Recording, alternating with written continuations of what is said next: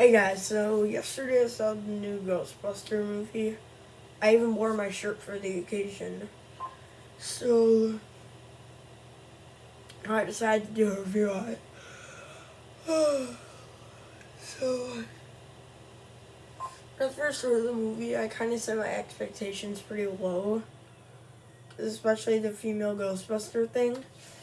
But will this movie prove that it was magical enough to make me think it was good, or was I really having the right opinion by not thinking much of it? Well, you're about to find out right now.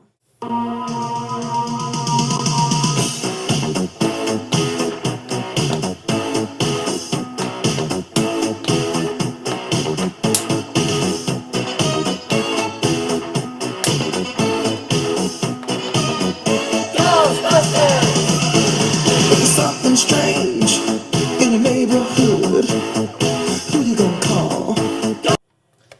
So basically, the plot for this movie is there's this guy, he sets off some machine that basically it just releases thousands of ghosts into Times Square, which is not good for the Ghostbusters because they have to defeat a lot of ghosts. Then a lot of people think that they're frauds, even though the movie will tell you whether they are or not. So yeah, basically it's basically like the original, they're fighting ghosts. There's not really that much else to say. And unfortunately, since it is kind of similar to the first, that does make it a bit predictable sometimes. But even with that, the story is alright. But then, there's the comedy. So, the original is known for being one of the best comedies from the 80s, and this one, the comedy, I haven't seen the original in a long time, so I can't really tell you how the comedy was in there. But in here, it's kind of more of a hit and miss, which is kind of disappointing for a Ghostbuster movie. There are a lot of jokes that are supposed to make you laugh, but only some of them got me to laugh. But there were some that were absolutely hilarious, like this one. Also, another thing I'd like to add, how come they only played the Ghostbuster theme a little bit throughout the movie? Yeah, and then there's this one joke in the end. I'm not going to spoil it, but it was making me laugh hysterically.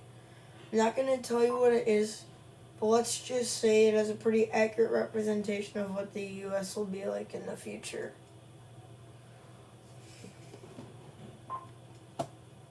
However, I do think that the ghost battles in here aren't really as good as in the original. I kind of miss having that epic final battle like they did in the original. This one wasn't really as good, since, I don't know, I just think that the battles in the original are better. Because, with the library ghost and Gozer and Zool and, I don't know if Zool is actually one of the evil guys, I don't remember.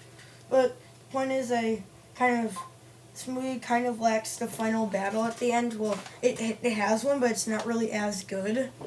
But thanks to everything else that they did right, the story ended up being pretty alright.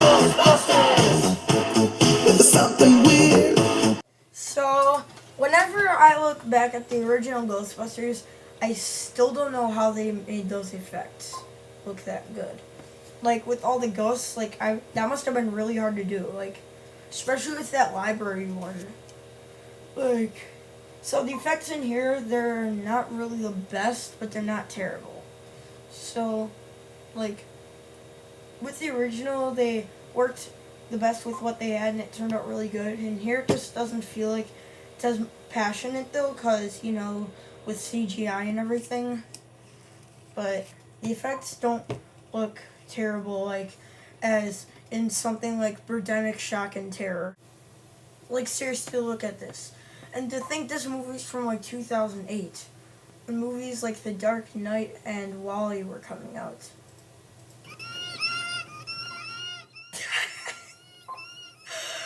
Oh my god, the birds move with the camera.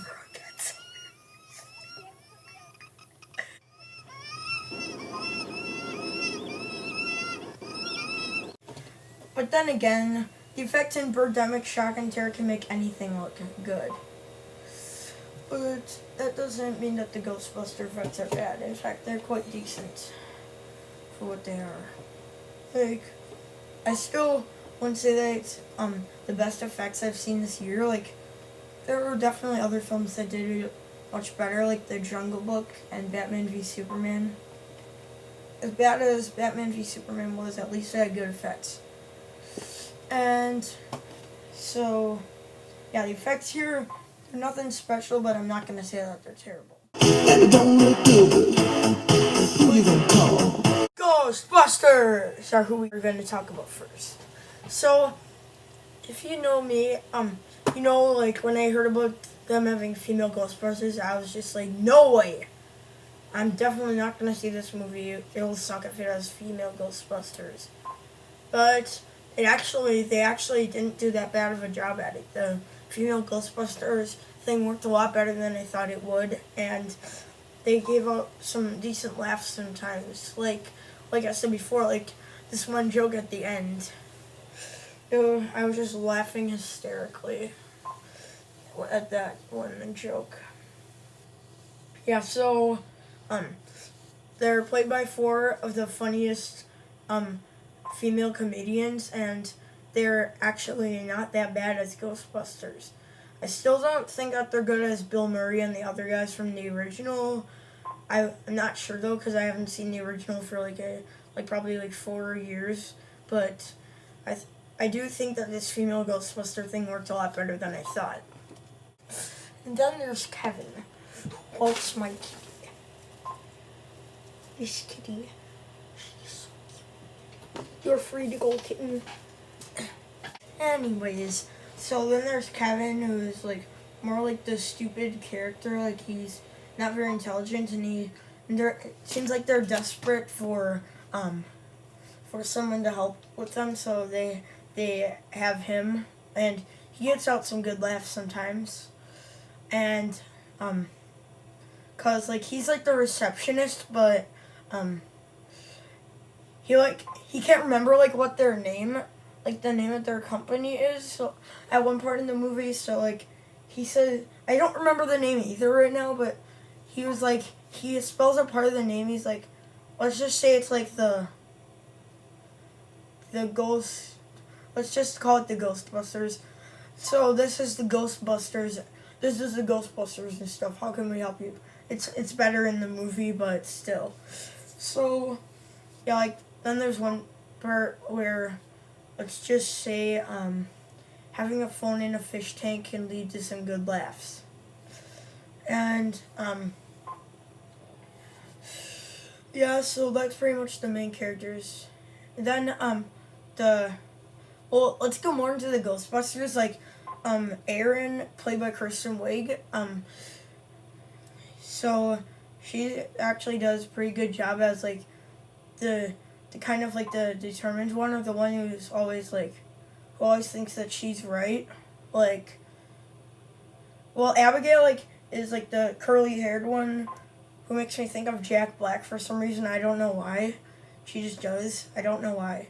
But like so apparently she like posted like this one book that Aaron wrote as a joke, and it doesn't really have any point in the story, but that's just kind of like, it's just kind of used for a little bit of like how our two of our female leads meet up. Then there's that blonde-haired one whose name I can't remember. She's not really in the movie as much as the other 3. And then there's Patty, who's probably my favorite out of the 4. Played by Leslie Jones, and she gets out some good laughs in the movie. Like as you see in the trailer, like how she rents how like their vehicle for bringing their equipment around is like it's like from her uncle's like funeral home. Then at the end, let's just say you actually get to see her uncle on screen, and let's just say he is a little bit unhappy. So, yeah, those are pretty much the main characters. Then there's the villain whose name I can't remember because he's not really the best villain. And he's, so there is one big thing about him, but I can't say it because it would be major spoilers. But let's just say that he has a 3-step plan that he figures out from like on the news or someplace. So yeah, and then he causes a bunch of havoc. Like, I'm not gonna spoil it, but let's just say there's a lot of ghosts. There's a lot more than you would think. So yeah, those are pretty much the characters. Then the other ones, like I forget the guy's name's like Martin Heiss or something. That's Bill Murray's cameo. I think the other 3 Ghostbusters make cameos also, but I don't remember like where they're at in the movie. I think one of them might have played Leslie's uncle or Patty's uncle. Sorry, I'm thinking of the real actor's name. So yeah, I think one of them plays like her uncle in the end of the film. And then one of the other ones plays like a security guard, I think. I'm not really sure though. But I did recognize the Bill Murray one. So yeah, those are pretty much the characters. They're not really the Ghostbusters. They're like I said, they're not really as good as the originals with Bill Murray and those other guys, but they still turned out a lot better than I expected. So I'll be honest with you. When I heard this movie, I never expected it to end up being this good. With pretty decent story, some pretty decent effects, and pretty decent characters, the movie is pretty decent. And so, with the things I've been saying in this review, and what I thought of the movie yesterday, I think this is one of those cases where I like the film more than I should, because my final score in here might not be as high as I'm leading on to. But for any Ghostbuster fan who it doesn't have a problem with female Ghostbusters, you should enjoy this. But if you haven't seen the first one, or like you didn't, or like if you are just one of those people that hates reboots, then you should probably either skip this or wait until you can rent it. So the only thing I can say is that for a Ghostbusters movie, if you're gonna go see it, just lower your expectations a little bit. Because, like I said, I think I liked the film a little more than I should, and this review may not lead on as high as I liked it in the theater yesterday. So, also, some may disagree with my review here, but I'm just going to do it anyway because I don't care. So this may be a bit of a strange number to score the film, but it was a hard time for me to decide, so here you go.